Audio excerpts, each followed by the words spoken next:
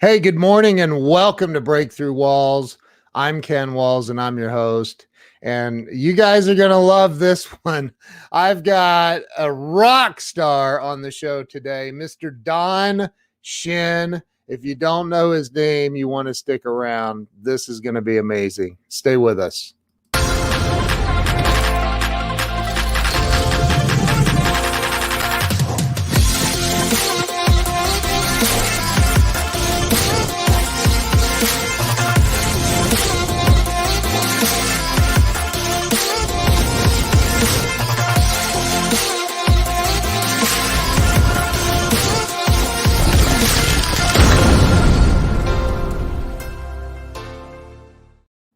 Ladies and gentlemen, let me bring on Mr. Don Schin. Don, welcome to the show. Hey Ken, how are you? Dude, I'm really good, man. I'm excited to have you on. We met, what was it, about a month ago at the Jeffrey Gitomer, Joe Soto Mastermind. I can never remember the name of it. Is that bad? It's Organized acceleration. That's it. There we go. I abbreviated OAMM so many times that I forget what it is half the time too. Don is Don, you're so many amazing things. You're the CEO of ActionCOACH, which is one of or the largest coaching company in the world, right? Yes, sir. Yep. 80 markets, almost 1,000 coaches. Yep. That is insane, man. And you're the CEO. That's pretty cool. That's pretty cool. One of. I'll say one of. There's a few of us, but yeah, one of. One of the you're the CEO of the United States market. Most of the US market, yeah. That's crazy. Still unbelievable. So I started this show. It's been almost exactly 3 years now. And I started it to help people have a breakthrough in life. And when I started it, I was stuck. So I did it for selfish reasons, but I just, look, I know that by hearing other people's stories of how they got stuck and they got unstuck, that's healing for other people, man. And that's why I love doing this. So Don, let's start with where you were born and raised. Yeah. And as when you and I were chatting a couple minutes ago, yeah, boy, that's going like way back. But yeah, I was born in New York City. I'm second generation, I guess you would say. So my grandparents and my great grandparents came from Europe and Eastern Europe. Through Ellis Island in New York City. There was a New York City back then? Yeah. Hey, actually, now I like the city. And part of my story I'll tell you later. But yeah, I like the city now. When we were living there, it wasn't such a great place to live. But wow. Yeah.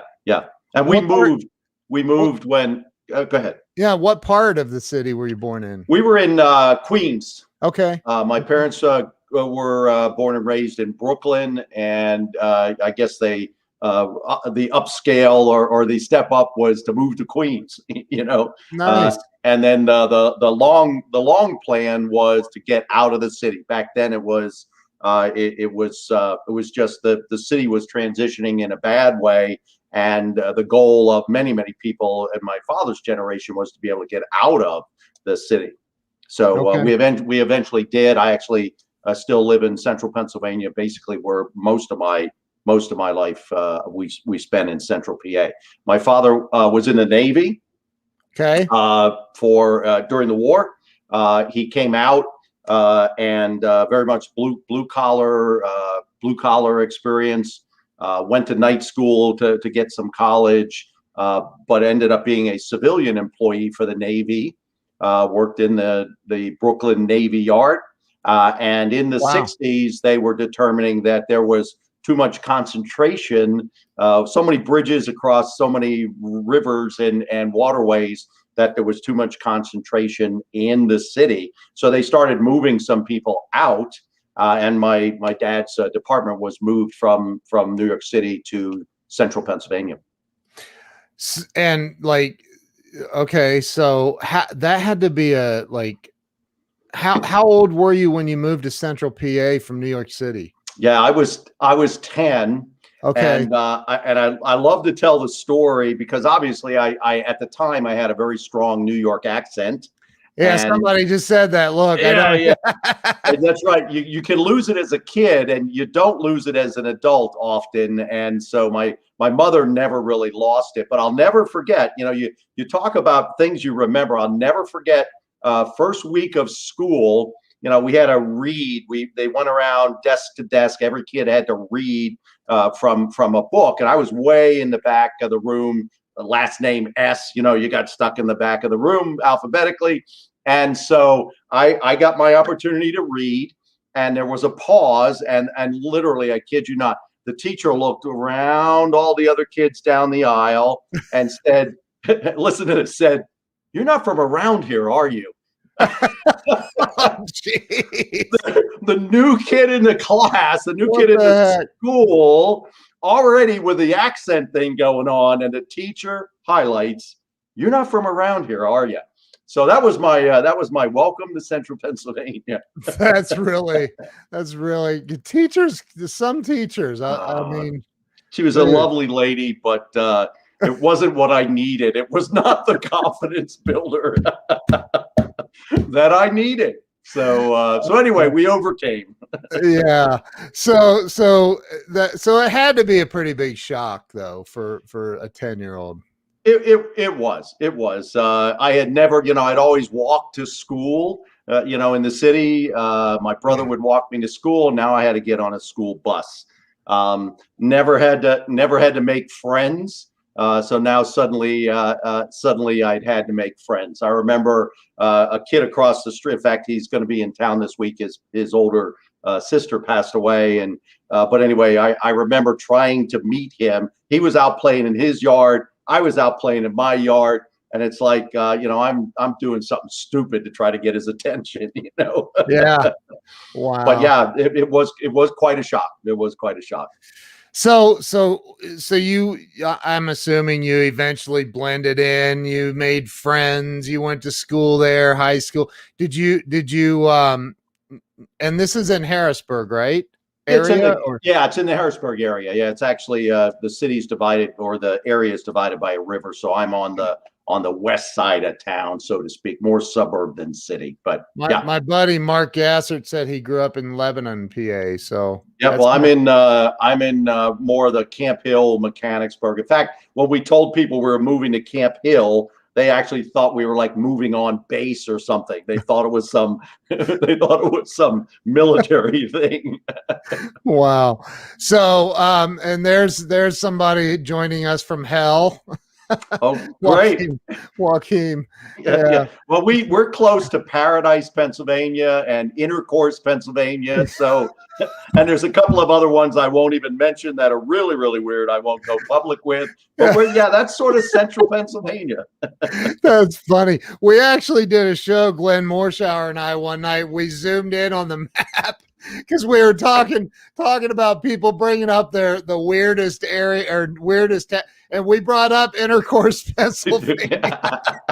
There's some unbelievable names over It's there. down there. There's a few right around. Do that some other time privately, and you'll see Yeah, right. some other really, really, really, really Right. interesting.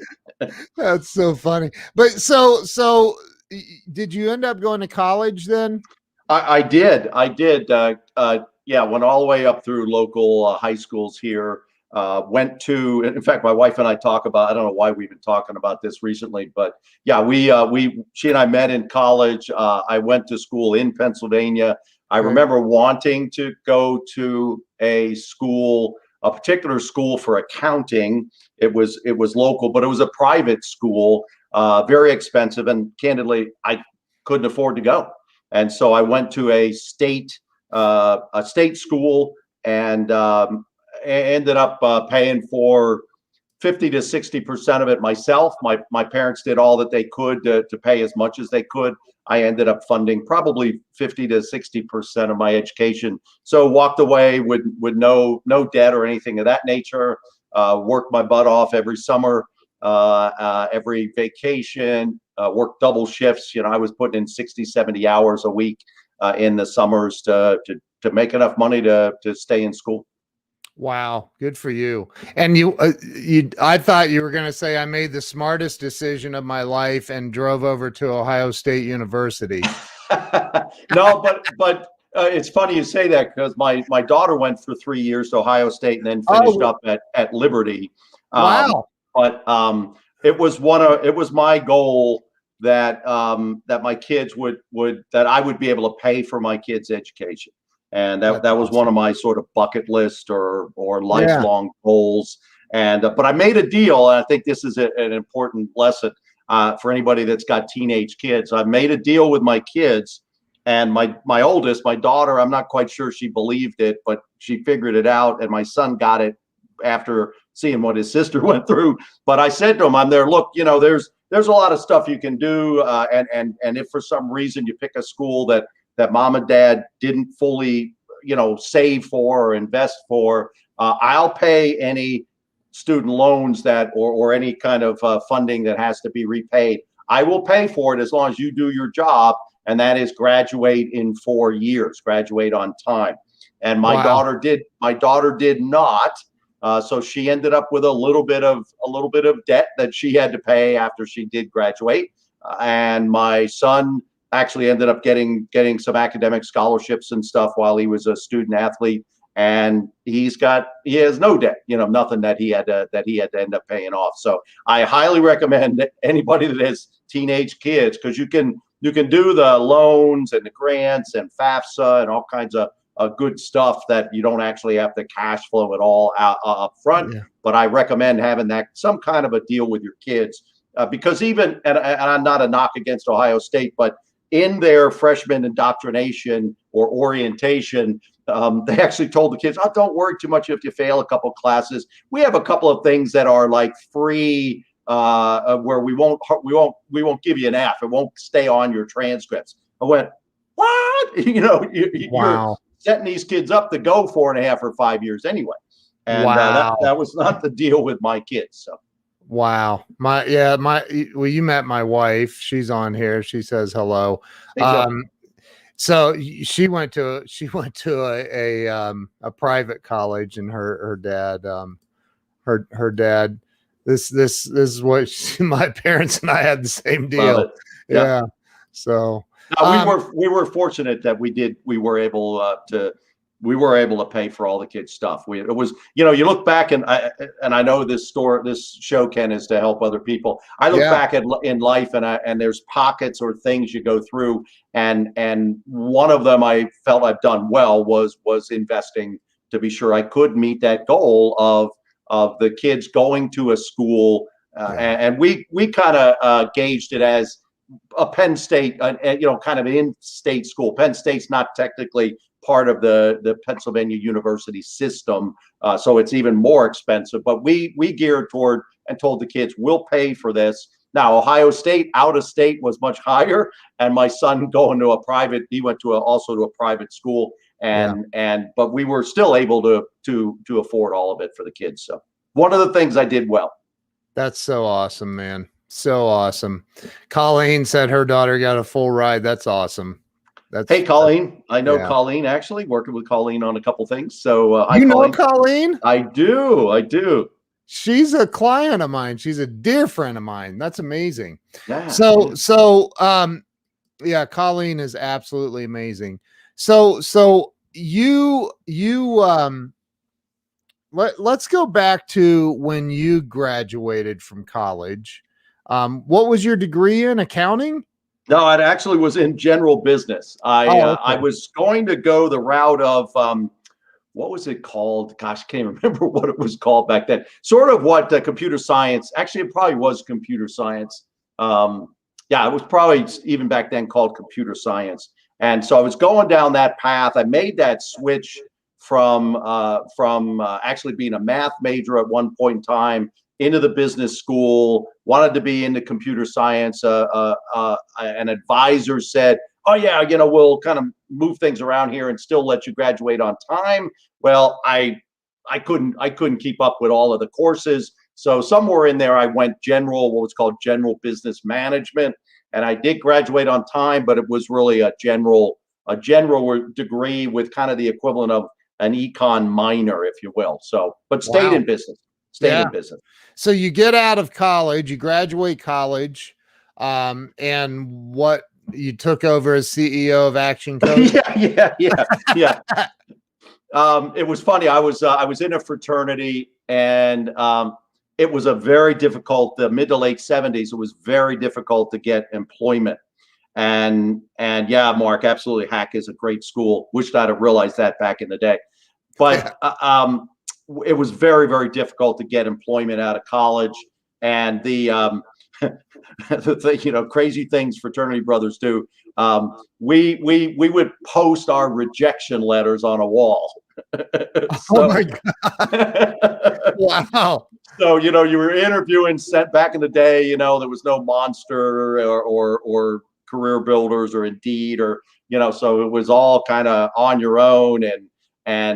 But when we would get rejection letters, which everybody was getting a lot of, we would put them on the wall in the fraternity house. Wow. But I was able to get a job out of school working with a small business owner. Didn't pan out, but then I started to get into the bigger corporations, the back in the day, Burroughs, which is now, I can't think of who they are today, but they transitioned into a different company, and then the 3M company, and then also an electronics manufacturer by the name of AMP Incorporated, which today is TE Connectivity. They were bought and so forth and so on. So you worked for 3M? I did. Wow. One of their divisions. What is it? Minnesota Machining and Mining? Mining and Manufacturing. Manufacturing. Okay. Yeah. Great company. Again, I don't look back at any kind of regrets, but I left because we were anticipating that within 18 months to 2 years that the division I was in was going to have such a shakeup. I figured I was going to be out of a job. And I was correct in the shakeup was going to eliminate my job. What I missed was 3M was such a good company that they actually had job fairs across the company. They felt they had hired you. You were such a strong employee. They did not want to lose their people. And so everybody who wanted a job got a job. And so that was really pretty cool for them. I still landed in a great place. I still landed exactly where I wanted to be. So it worked out in the long run. So that's incredible. So here you were on the how do I say it? I couldn't have done it personally, but you were on the corporate hamster wheel.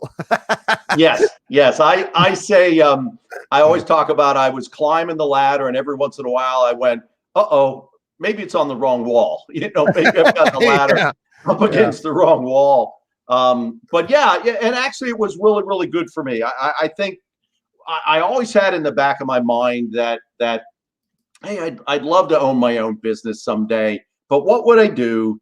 And I just never had the catalyst to go out and do anything about that dream or that little thing that was in the back of my head.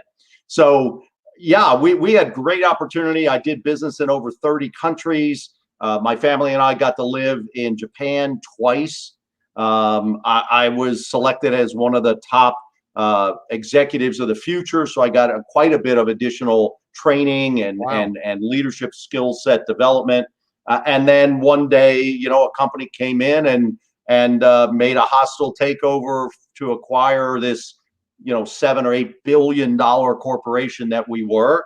And somebody eventually, the supposed white knight came in and rescued us, supposedly. Wow. And so I survived all of that. A lot of horror stories of colleagues who lost their job. There was a colleague who literally had arrived in China to run the Chinese operations there, and literally got an email that said, "You're fired. Start packing everything up and going home," even though they had just got there. Like just the same day, or well, I think it might have been actually the same day, but I softened up the story and say it was the same week. So I'll soften up the story. Oh my God. yeah. So You it was moved to crazy. China. So like you move all your stuff to China.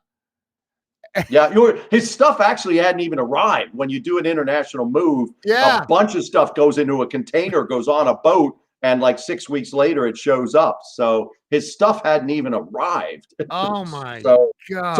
it was crazy times. I survived all of that, but I recognized that I was no longer a player there. So that was my catalyst to take the bull by the horn. I felt so strongly that I was not going to be one of those people that one day looked up from their computer screen to see the HR manager and the security guard escorting me out of the building. Because sometimes, not necessarily in that company, but I've heard a lot of downsizing stories where literally that's what they do. They go office to office and escort people out. That's what happened. That's what happened to my wife. Yep. She was VP of marketing of a $500 million company, and they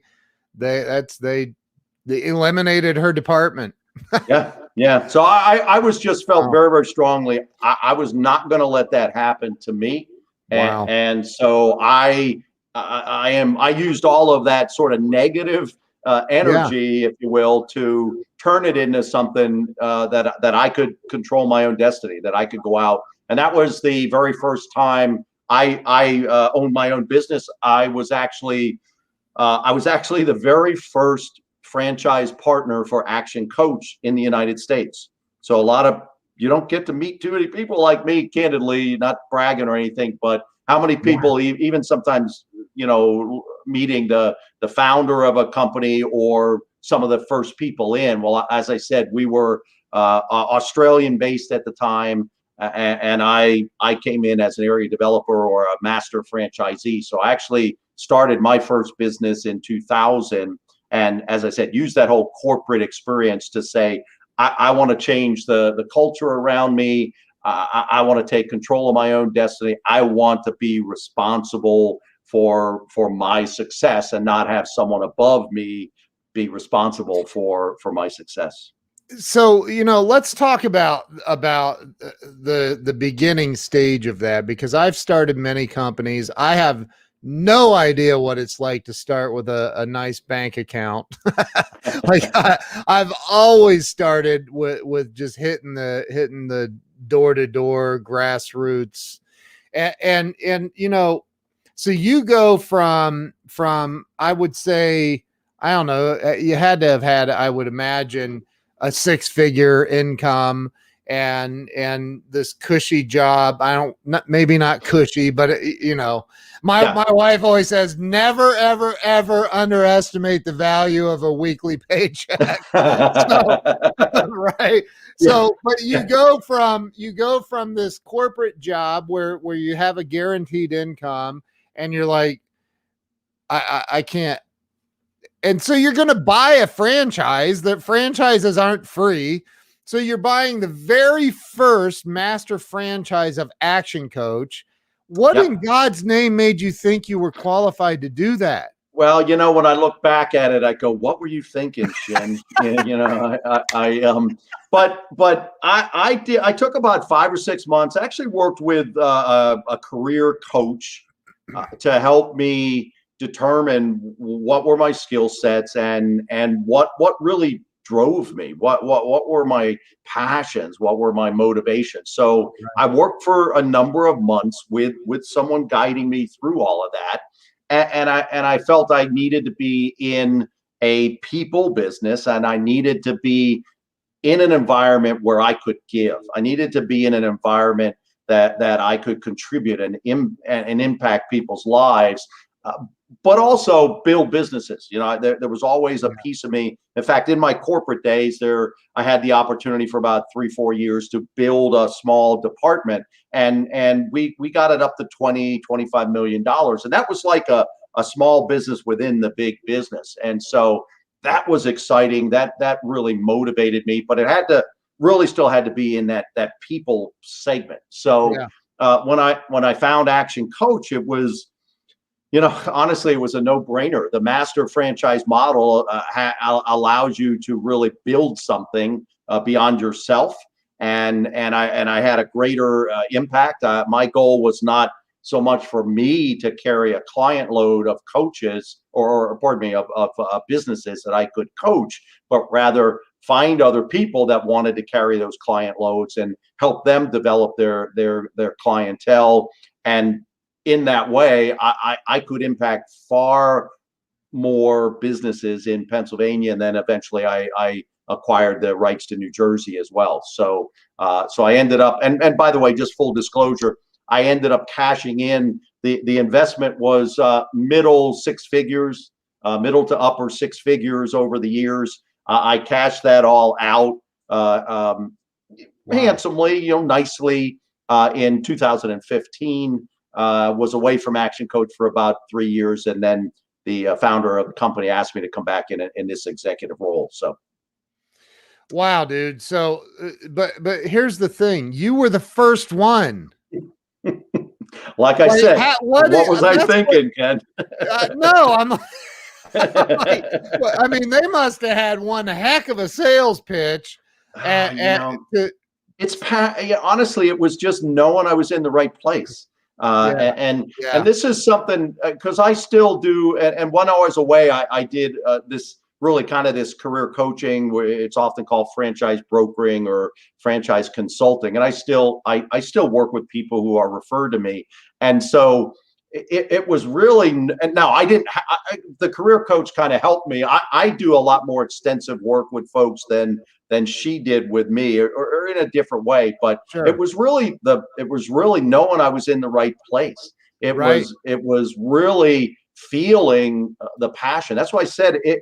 Like I said, I'm not really that big a risk oriented kind of a guy.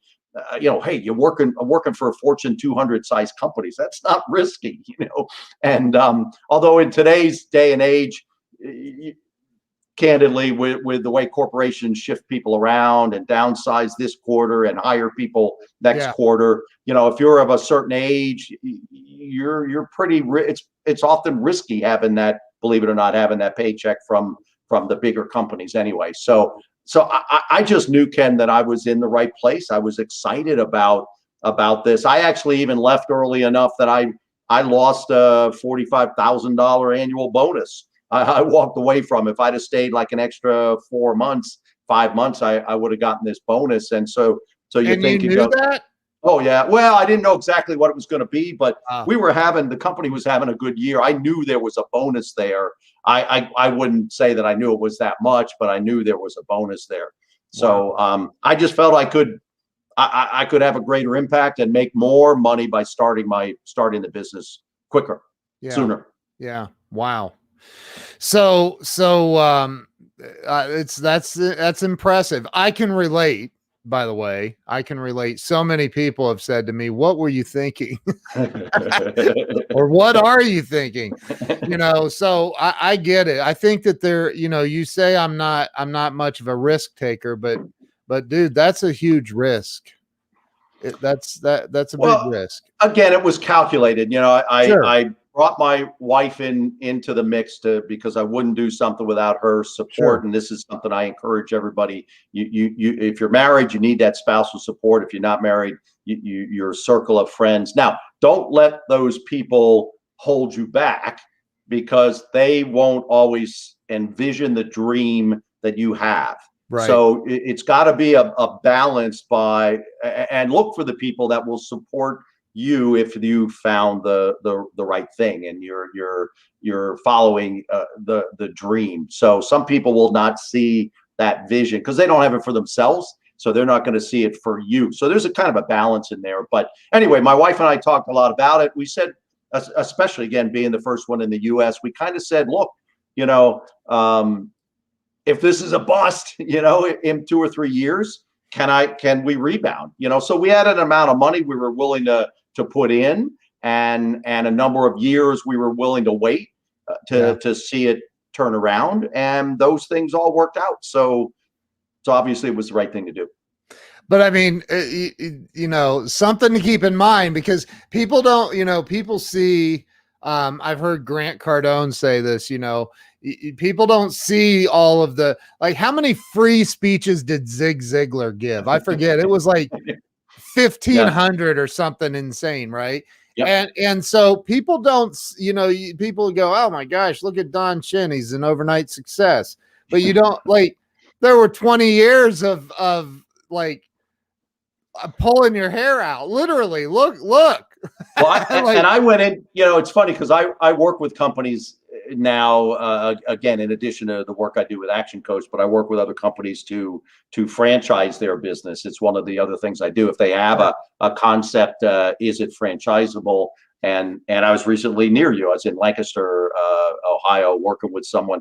And one of the things we talked about is, well, your industry is well known, and so you're not going to have to explain to anybody what you do. But back 21 years ago, when I started as the coach, in essence, and talking about the coaching industry, there were no coaches back in those days. That's why I use the phrase, I worked with a career coach. I don't think that's the way she really billed herself, was maybe a little bit of a life coach.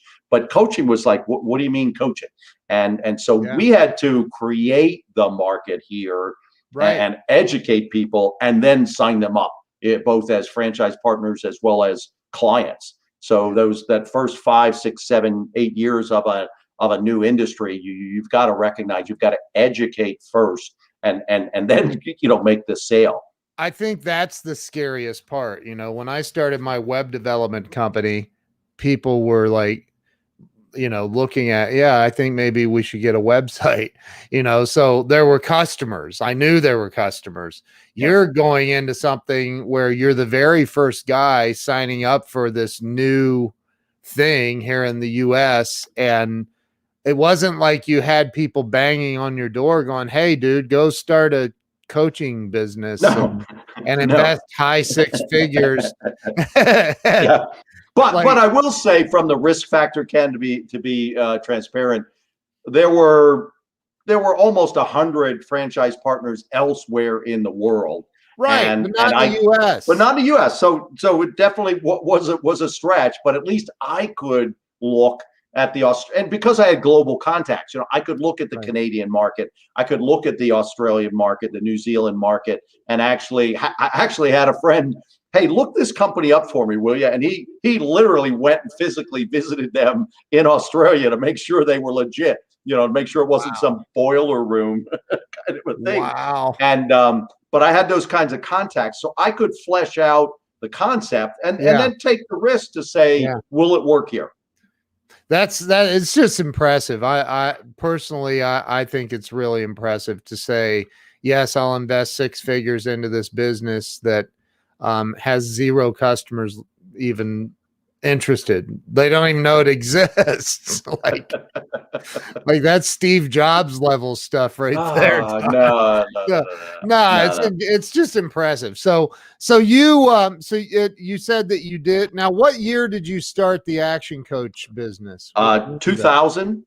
Okay. And then I ended up starting part of Pennsylvania, ended up acquiring the rights to the whole state, then bought somebody out actually in New Jersey. So ended up technically franchise terms with 3 territories or three franchise units, and sold them in 2015. Yeah. Wow. And so what did you do in 2015? You got out of ActionCOACH. Where'd you go from there? Yeah. Again, total transparency. I had started a telemarketing company, an appointment setting company for my franchise partners, and then we were relatively successful inside the ActionCOACH community in the U.S. and in Canada. Wow. And but in the long run, that didn't work out. Let me put it this way: depending upon your measurements, we found a niche in hiring people. We actually 80% of our staff were people that that either had drug problems and or had been incarcerated.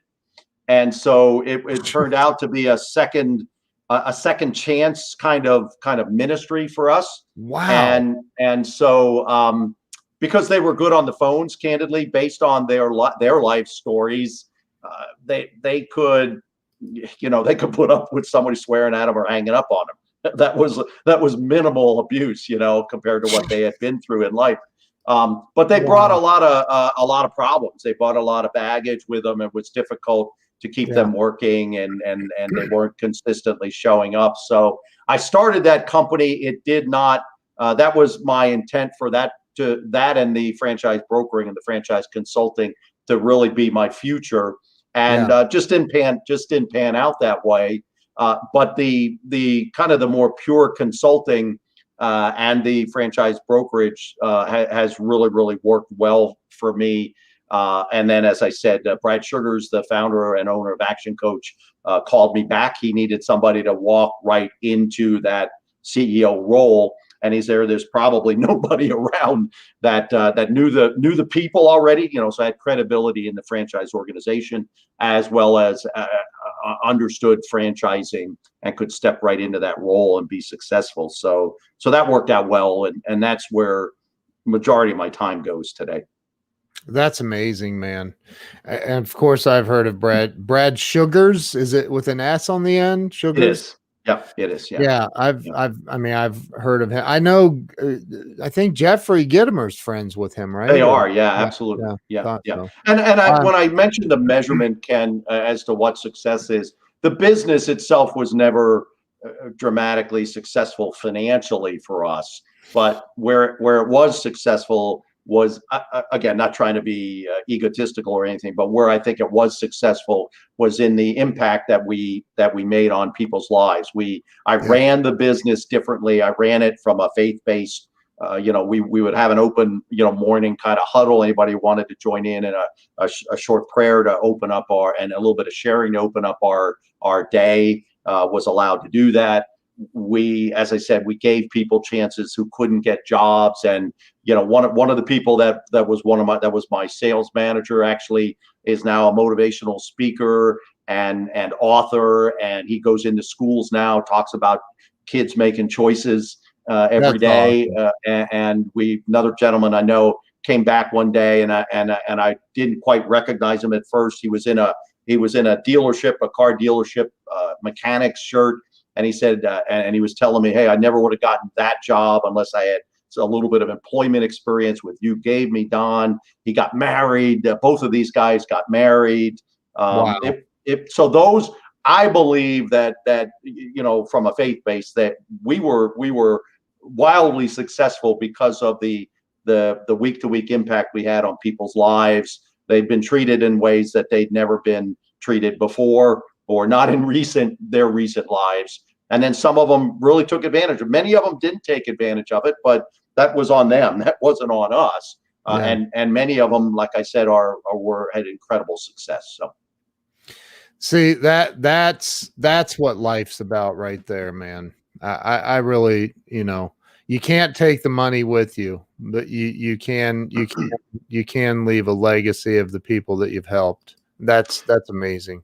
Yeah, and that's something that's really been on my heart, Ken, in the last couple of years, and has been what I call a generational legacy impact, or living your life in a way consciously and intentionally to make a difference in the lives of those people that come after you. And I think of my grandparents. I mentioned, they came as immigrants through Ellis Island Immigration Center in New York. And I think about my grandfather had not decided to come to America, if he had decided to just stay in Austria-Hungary and build a life there. Obviously I wouldn't be here today in a little bit of a humorous standpoint, but I, all of the lives that we were able to help through this second chance ministry type business would never have been impacted in the way their lives would have been impacted. So to me, in living intentionally living in a way that's going to have an impact. One of the things I say today is I don't only want my grandchildren to remember me and the great experiences that we have together. I want their children to know who I am, and not so much, again, not egotistically. When I say this, I always get concerned that it's self-centered. I don't mean it in that way. I mean it in a way that they know what I stand for, that they grow up knowing what I stand for. So that's amazing. My wife's father, I think he was second generation Hungarian. Did you know oh that? wow. No, Did I you guys don't think talk about that? Jill and Yeah. I apologize, Jill, if we did, but I don't think we did. Second, or she's on here. She'll second or third. I don't remember, but yeah. So that's and I don't think that's egotistical at all. And even if it is, so what?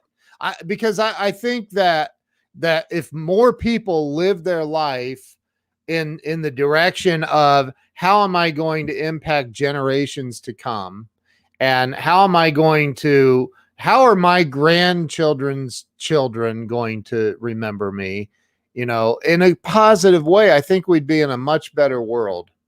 Yeah, it's funny. I've read this somewhere. This isn't my quote, but I've read where people plan more for a 1-week vacation than they plan for their lives. And I just go like, oh, you got to be kidding me, It's true. But we don't stop, and we're just not intentional. Most people just are not intentional about how they're living. The analogy I always give is it's kind of like being in a boat on the water with no oars, and just letting life or the life and the current and the flow happen to you. Yeah. His father came from Hungary when he was a child. There you go. Yep. Very cool. Yeah. And you're right, man. I mean, all the greats talk about it. Jim Rohn and Zig Ziglar and you.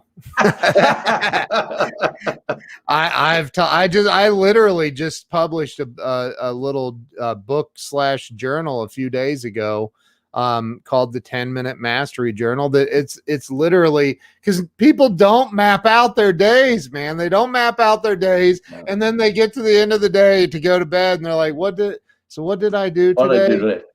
I reacted to everything instead of being intentional. I love that you just said that, man. So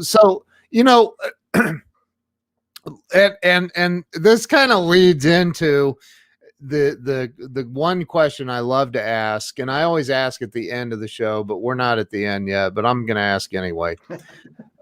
What, in your opinion, in your experience too, okay, fear's the number one answer, so you got to do better. What do you think holds people back from two things in life? Number one, real financial success.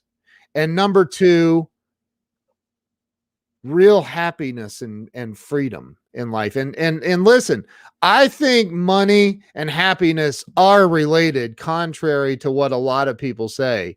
You take it, unless we all lived on an island and lived off coconut milk or something, but like, you take a broke, depressed person and hand them $1 million. I promise you, they're going to be happier. Even if it's for a fleeting moment, they're going to be happy. So what do you think holds people back? Yeah. And my dad used to, he's remembered within the family by a lot of one-liners. And one of the things he used to say, rich or poor, it's always nice to have money. Right. Right. But I think on the real financial success, I think a big part of it is recognizing where your money is going. And this is important in business. It's knowing your numbers. We always say that ActionCOACH has taught that it's knowing your numbers of your business. Yeah. And I don't mean like you could go look them up, but I mean knowing them, being able to have them at the tip of your tongue, top of mind. And I think personally as well, it's important to know your numbers, and then and know where your money is going. And then I think it's what's priority in your life as to where you're going to put that money. And again, I'm not going to remember the specific numbers on what I'm going to say here, but if you invested at least even as little as 10% a year of your income, and you did that in a disciplined fashion, deliberately, year after year, you'll be a millionaire. And so I think it's important to be disciplined with some savings and investment, as well as disciplined in knowing where your numbers go. It's interesting. I'll pitch somebody else's book here, a guy by the name of David Bach. Just reading some of his books. Actually, Joe's wife gave me this suggestion, and it's Smart Couples Plan to Be Rich or something of that nature. But it just David Bach, and he goes in very, very deliberately and says that you don't need a lot of money necessarily to retire comfortably, because he also wrote another book, I think, called The Latte Factor. Look at where your money goes. I remember my wife, before she changed jobs, she was working in an office and would go to the office, and she knew, I mean, everybody was making about the same amount of money, and it wasn't terribly a lot. But the younger generation would come in with every day with a latte from Starbucks, or their breakfast from McDonald's. And boy, don't even have to sacrifice terribly. But if you cut that in half and took that amount of money, that's going to be $100 to $200 a month that everybody could find and invest. And things like, if you do work for a company that's got a 401k plan. I just had this conversation over Easter with my son to make sure, are you maximizing your 401k that they allow you to invest because they match? It's like an automatic 50% you're going to make on your investment if they match your 401k. So it's stuff like that I think makes a huge difference on people really being financially successful. And I don't think they have to be making huge amounts of money. They just have to know where their numbers are going.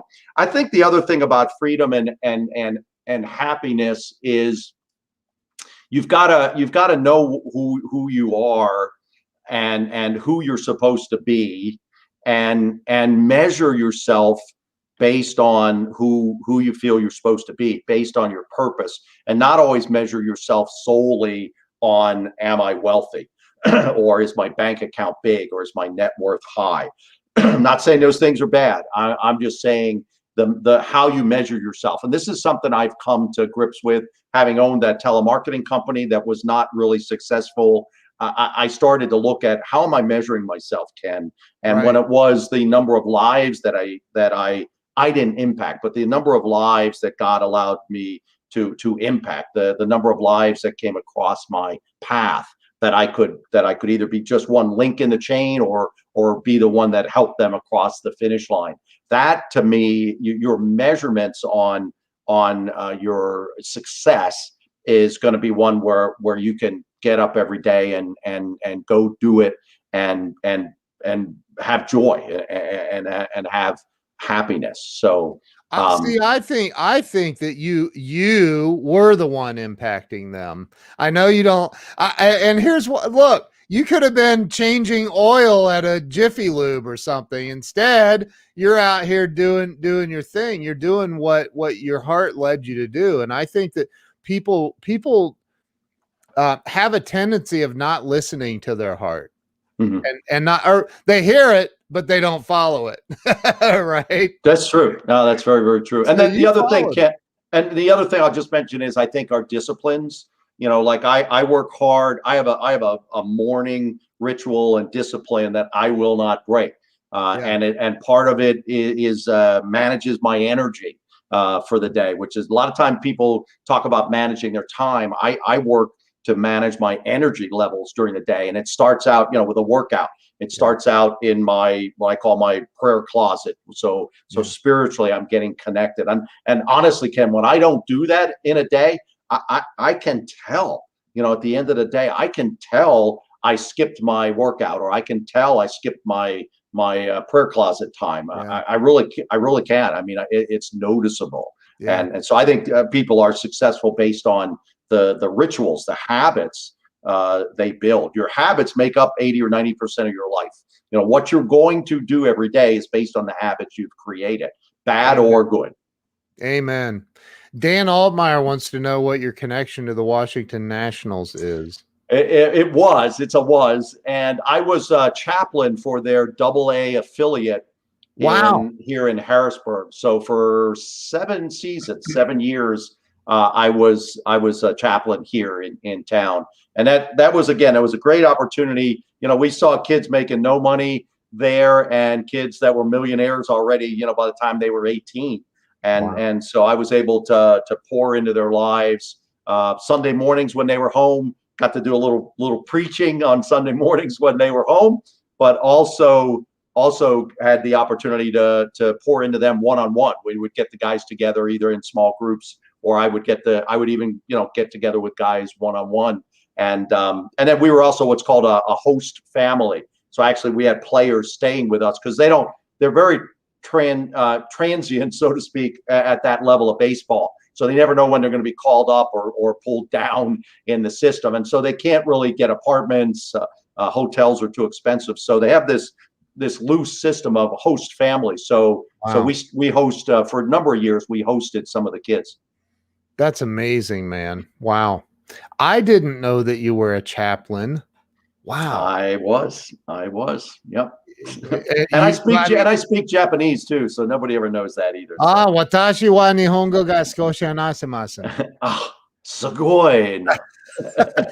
I worked at Honda for almost 3 years, man, and I had some Japanese friends. That's literally the only thing I can say is I speak a little Japanese. Oh, very cool. I've been to the Honda plant and met the president of Honda US many 20-something years ago. I got to meet Mr. Honda before he died. Yeah. Very cool. Yeah. That is cool. That is really cool. It was pretty cool. But yeah, and I love the Japanese culture. It's amazing. It's amazing. Look, Jill said no end to Don's talents. No kidding. No kidding. I feel very uncomfortable always saying this stuff. So I just my mentor, one of my mentors, other than say in addition to Jeffrey, is a gentleman by the name that's long passed by the name of Charlie Tremendous Jones. And Charlie and Zig and Roan were always a lot of the guys that were out there.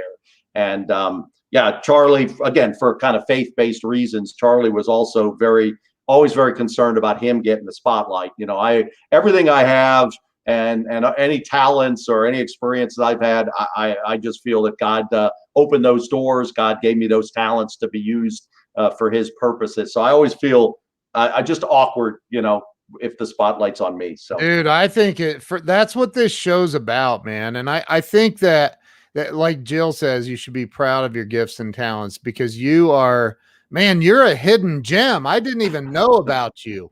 And it blows my mind, man. I just, like, if anybody said, do you know the CEO of ActionCOACH? I would have said, yeah, it's that other guy, that Brad Sugar guy. So I didn't even know. That's amazing. So Jamie Green is on, by the way. She said hello. So hey, Jamie. We love Jamie. So, I do love Jamie. So, you know, I'll tell you something. I didn't go to college. I grew up in a much different environment. And in fact, in 12th grade, they said you didn't get a biology credit in 10th grade and you need that to graduate. And I said, well, that's stupid. Why? And I'm never dissecting a frog again. And they're like, well, it's just the rules. And I'm like, well, your rules are stupid and I'm out of here. So I walked out and I had taken trig, analytic geometry, calculus, aced all of that. I was really good at math. But I just said, this is stupid. I'm not coming back for a whole year for one credit. And so I walked out and I realized after I quit Honda, because I went to work at Honda pretty much right out of high school. I realized how much I hated working in a factory. There are no windows in that place, by the way, none when you're working on the line. And so I was like, I got to get into sales. So I did. And I started studying Zig and Brian Tracy and all the greats and Jeffrey eventually. And, I'll tell you something. I think that there's been moments in my life owning businesses where it was difficult. And I remember one particular day, one of my employees comes in and said, and it was right after Jill and I opened up our first office. And he says, there's a guy looking in the windows of your SUV in the parking lot. And I'm like, well, tell him to get the heck out of here. You're bigger than I am, dude. And, and he goes, I would, but he has it blocked with his tow truck. And I was like, oh,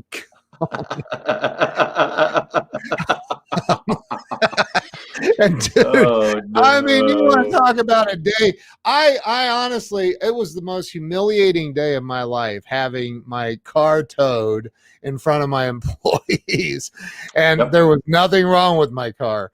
So, you know, for the people who are, and I think 2020 presented a lot of challenges for people.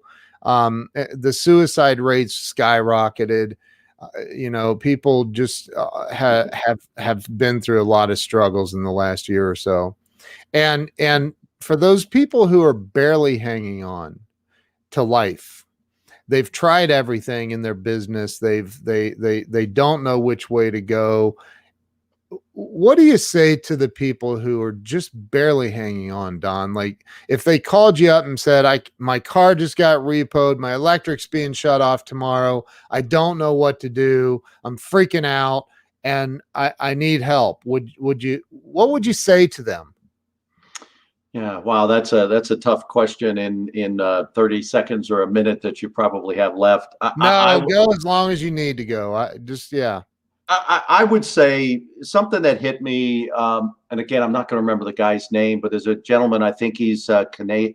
No, he might be even, I think it might be Australian. He was, his mother took one of these morning sickness drugs that later was found to create create birth defects. He was born with no arms, and no limb. I think he's got like a little toe or Yeah. something. It's just Nick Volovich. Yes. I was at a couple of Nick's events. Wow. Over the course of life, and what struck me was that, and I try to look at when have been at my bottoms, not able to pay my bills, having to call people I owed money and try to work something out with them.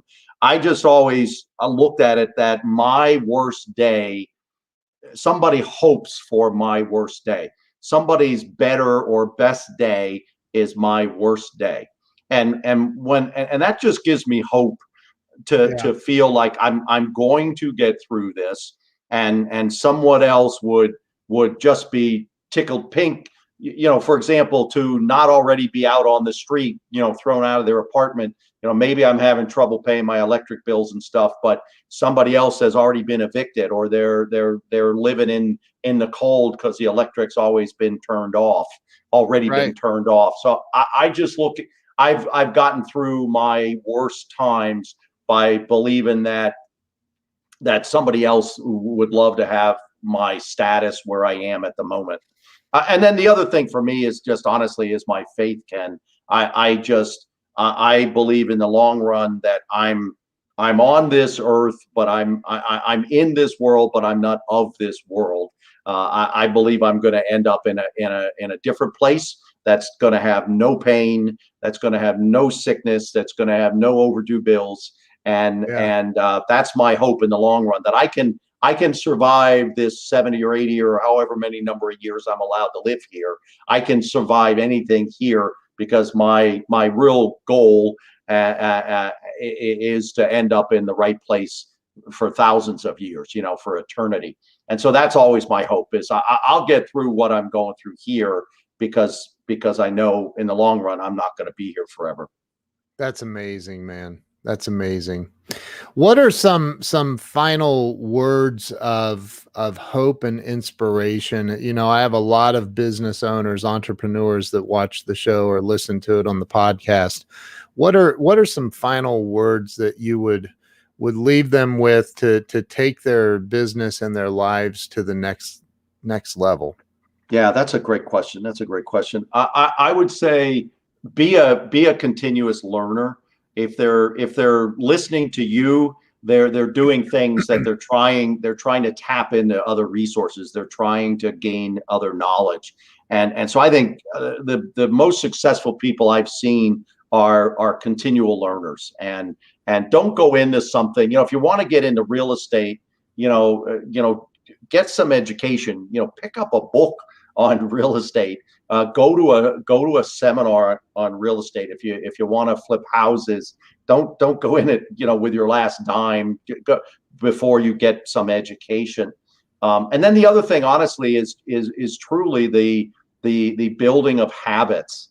Honestly, I so strongly believe that our life, if you really look at your life, it's made up of the habits that you have, and 80 to 90, I strongly believe 80 to 90% of our life is lived through the habits we've created. And I would emphasize, if you've got bad habits, don't just try to eliminate the bad habit. It's got to be replaced with a good habit. And I've seen a lot of people, for example, try to quit smoke. I should say a lot. I've seen people try to quit smoking, and they just try to quit smoking. Well, they need to replace it with a habit of, okay, when I would have had a smoke, instead of maybe eating something, well, I'll go take a walk. Every time I replace the bad habits with good habits, and then you'll be creating a life of good habits. And so that's how I think I'd answer in the short run. That's what I think I'd answer, Ken. What is I should have asked you this early on. What's your website address, Don? Yeah, I've got two websites. I'll point you from a business perspective more to franchisebuildingexpert.com. That encompasses anything that I do franchise related, either helping people into a franchise, or if they think they want to franchise their business, that's the place to go. Any kind of training around franchising, that's the best website. But I also have donaldshin.com, and I've got a number of other coaching and some personal blogs and things on there. So that's another one, a good one to go to as well. Okay. Well, I've got franchisebuildingexpert.com scrolling across the bottom. Thank you. And where should everybody follow you on social media? Where's the best place? That's a great question too. I do most everything right now on LinkedIn. So I'd say, connect with me on LinkedIn. That's probably the best place right now. Okay. I do have a Facebook page that is related to Franchise Building Expert, so you can find some resources there, but that's not as extensive as probably what you'll see on my LinkedIn profile. I'm going to convince Don to join the Grow Live Academy so he can work on his social media. I'm this close. I am this close, my friend. I am this close. He's saving his money for it. No, it's more a challenge of time right now. I've got the majority of my time is committed to my to ActionCOACH, where my biggest commitment is. Right. But I've got a number of other things. I'm doing that will pop out in the next 90 days. Well, Don, first I feel horrible that I had to stand you up for dinner last week, because I was like, what was I thinking, scheduling dinner on my night that I do my weekly group coaching call? But I honestly, man, I'm honored and privileged that first we got to have dinner with you when we were at the mastermind, and second, that you took the time to come on here and share your wisdom and your story. And you're an amazing man. Thank you for being here. Well, thank you. No, I appreciate the opportunity. It's always great to share. And my mantra in life, or mission statement, whatever you might want to call it, is to radically and relentlessly give value and impact lives for the glory of God. So this is an opportunity. I love when one of your intro slides talked about help helping us through stories. And so this just aligns with me tremendously. So this was a blessing and a real opportunity for me too, Ken. Thank you. Wow. Thanks for the you. invite. I appreciate it. Thank you to everybody who's watched, everyone who shared this out. There are extra points for you probably in heaven or something for sharing this out. So thank you for that. I'm not speaking for God, by the way. But thank you. I appreciate it. And we will see everybody tomorrow. Don, thank you so much again. You bet. My pleasure. Thank you, Ken. Hang on for a minute for me. Thank you.